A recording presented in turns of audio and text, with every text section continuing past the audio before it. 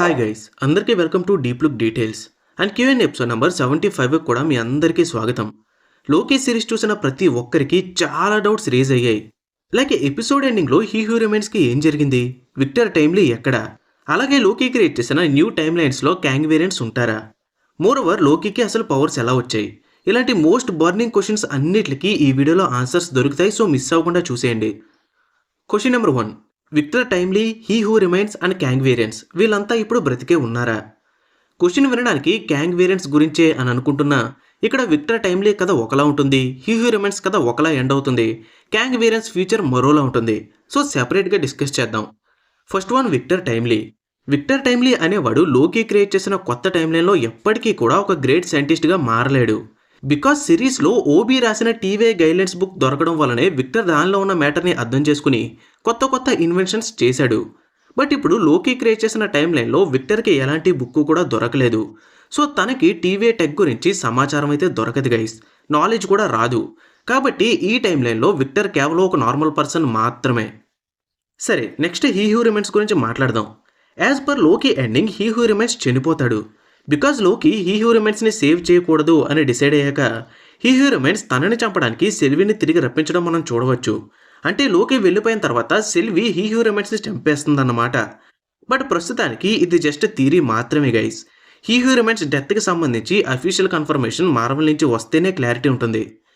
Okay, ఇప్పుడు Kang variants.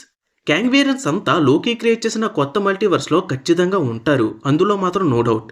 యాక్చువల్గా లోకీ ప్రజలందరికీ కూడా ఫ్రీ విల్ ఇవ్వాలి అనే రీజన్తో హీ హూ రిమైన్స్ మెయింటైన్ చేసే సీక్రెట్ టైమ్ లైన్లా కాకుండా కంప్లీట్ న్యూ టైమ్ లైన్ని క్రియేట్ చేశాడు. ఇందులో బ్రాంచ్ టైమ్ లైన్స్ కూడా భాగంగా ఉంటాయి, వాటిని ఎవరు కూడా ప్రూవ్ చెయ్యరు. కాబట్టి అందులో ఉన్న జీవం కూడా స్వేచ్ఛగా బతకవచ్చు. దీని ప్రకారం చూస్తే క్యాంగ్ వేరియంట్స్ కూడా బ్రాంచ్ టైమ్ లైన్స్లో అండ్ మెయిన్ టైమ్ లైన్లో ఖచ్చితంగా ఉంటారు, అందులో మాత్రం no doubt.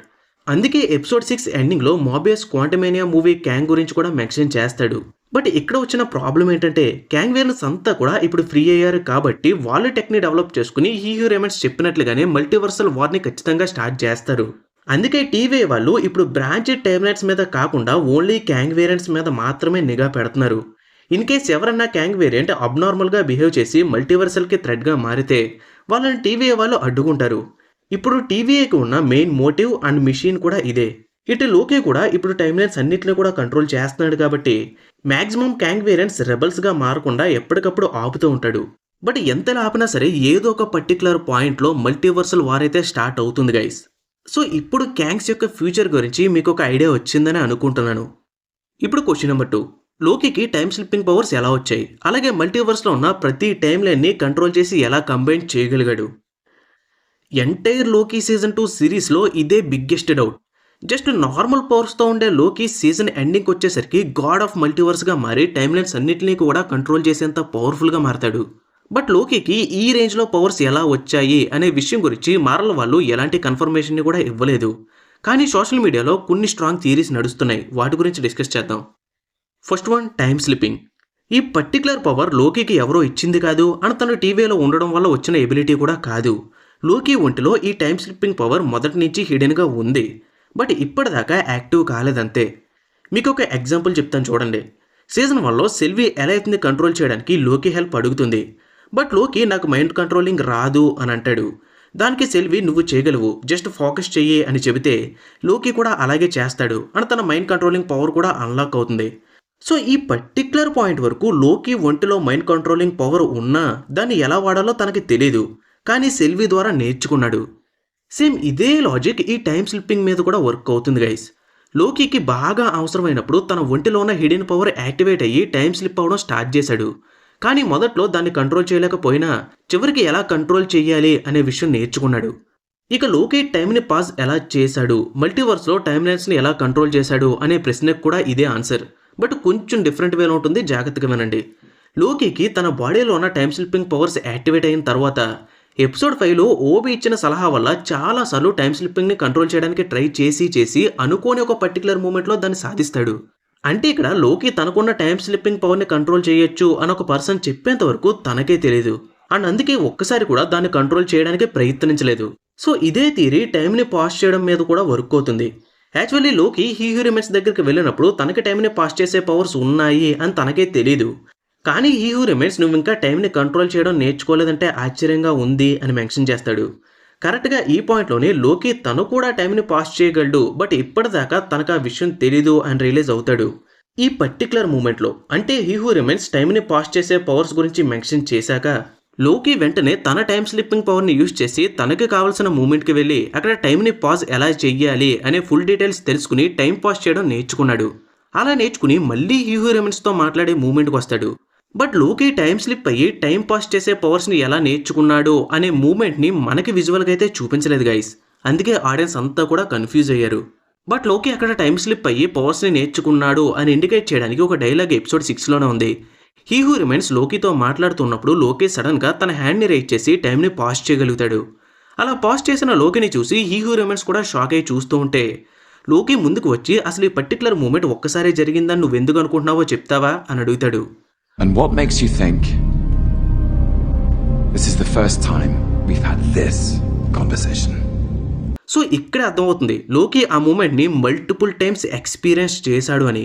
So time slipping పవర్స్ని లోకి కంట్రోల్ చేయగలడు అని ఓబీ చెప్పిన తర్వాత లోకికి తన కంట్రోల్ చేయగలను అని అనిపించి ఎలా అయితే టైం స్లిప్పింగ్ని కంట్రోల్ చేశాడో సేమ్ అదే విధంగా హీ హూ రిమైన్స్ నువ్వు టైంని కంట్రోల్ చేయగలవు అని చెప్పిన తర్వాత లోకి దాని మీద ట్రైనింగ్ స్టార్ట్ చేసి టైంని పాస్ చేయడం నేర్చుకున్నాడు.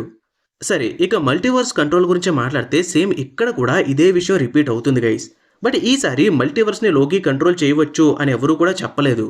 తనకు తానుగానే రియలైజ్ అవుతాడు. అది ఎలాగో కూడా ఎక్స్ప్లెయిన్ చేసుకుందాం. లోకి ఎంతలా ట్రై చేసినా తిరిగి తిరిగి మళ్ళీ హీ హూ రిమైన్స్ దగ్గరికే రావాలి అని రియలైజ్ అయ్యి ఏ మార్గం లేదు అని చెప్పేసి ఫీల్ అవుతాడు. అయితే హీ హూ రిమైన్స్ని చనిపోకుండా కాపాడాలి, లేదా టెంపోరల్ లూమ్ బ్లాస్ట్ అయ్యి మల్టీవర్స్ అంతా కూడా నాశనం అయిపోతూ ఉంటే చూస్తూ ఉండాలి. ఇదే తనకున్న ఆప్షన్స్. కానీ లోకికి ఈ రెండూ కూడా ఇష్టం ఉండవు. ఇక ఏం చేయాలో అర్థం కాని స్థితిలో సిటాడెల్లోనే కూర్చుని హీ హూ రిమైన్స్తో మాట్లాడుతూ సడన్గా ఒక బోర్డ్ని చూస్తాడు. ఆ బోర్డులో సంథింగ్ ఏదో ఒక ఈక్వేషన్ ఉంటుంది గైస్. దాన్ని చూసిన లోకికి మల్టీవర్స్ని కాపాడడానికి కేవలం 2 మార్గాలే కాదు 3వ మార్గం కూడా ఉంది అని రియలైజ్ అయ్యి ఆ మార్గం ఇంకేదో కాదు తనను తాను సాక్రిఫైస్ చేసుకుని హీ హూ రిమైన్స్ ప్లేస్లో తను ఉండడమే అని తెలుసుకుంటాడు. సో వెంటనే తన టైం స్లిప్పింగ్ పవర్స్ని యూజ్ చేసి టెంపోరల్ లూమ్ డిస్ట్రాయ్ అవుతున్న టైంకి వచ్చి మల్టీవర్స్ టైమ్ లైన్స్ అన్నింటినీ కూడా తన పవర్స్తో కంట్రోల్ చేస్తాడు. బట్ ఇక్కడే నేను ఇంకొక విషయాన్ని కూడా చెప్పాలి. లోకి టెంపోరల్ లూమ్ దగ్గరికి వచ్చిన ఫస్ట్ మూమెంట్లోనే మల్టీవర్స్ని కంట్రోల్ చేసేస్తాడు అని చెప్పలేము. ఫస్ట్ టైమ్ లైన్స్ని ఎలా కంట్రోల్ చేయాలి అనే విషయం లోకికి తెలియదు కాబట్టి దాని గురించి తెలుసుకోవడానికి తన టైం స్లిప్పింగ్ పవర్తో అదే మూమెంట్ని వేల సార్లు ఎక్స్పీరియన్స్ చేసి చివరికి మల్టీవర్స్ని కంట్రోల్ చేయడానికి మార్గాన్ని కనిపెడతాడు. అండ్ ఆ తర్వాత వాటన్నింటినీ కూడా కంట్రోల్ చేస్తాడు. బట్ ఇక్కడ కూడా మల్టిపుల్ టైమ్స్ తను అదే మూమెంట్ని ఎక్స్పీరియన్స్ చేశాడు అనే సీన్స్ని మనకు విజువల్గా చూపించలేదంతే. ఒకవేళ ఆ మూమెంట్ని కూడా చూపించుంటే ఆడియన్స్ అందరికీ కూడా ఈ విషయం చాలా బాగా అర్థమయ్యేది. సో టోటల్గా ఇదే లోకి పవర్స్ వెనకాల ఉన్న రీజన్. అయినా గైస్ నేను చెప్పిన థీరీస్ అన్నీ కూడా మీలో చాలామందికి ఇంకా అర్థం కాలేదు. బట్ ట్రస్ట్ మీ 1కి 2 సార్లు వీడియోని మళ్ళీ రివైండ్ చేసి చూడండి, కన్ఫామ్గా అర్థమవుతుంది. సో ఈ వీడియోకి అయితే ఇంతే గైస్. అండ్ మీ అందరికీ తెలిసిందే మనకి డీప్ లుక్ డీల్స్ అనే టెలిగ్రామ్ గ్రూప్ ఉంది. అందులో ఫ్లిప్కార్ట్ అండ్ అమెజాన్లో దొరికే loot deals, 1 rupee deals, discount products ఇలా అన్నీ కూడా పోస్ట్ చేస్తూ ఉంటాను. సో ఇంట్రెస్ట్ ఉంటే మన గ్రూప్ లింక్ కామెంట్ సెక్షన్లో ఉంటుంది, అక్కడి నుంచి జాయిన్ అయిపోండి. And thank you for watching guys.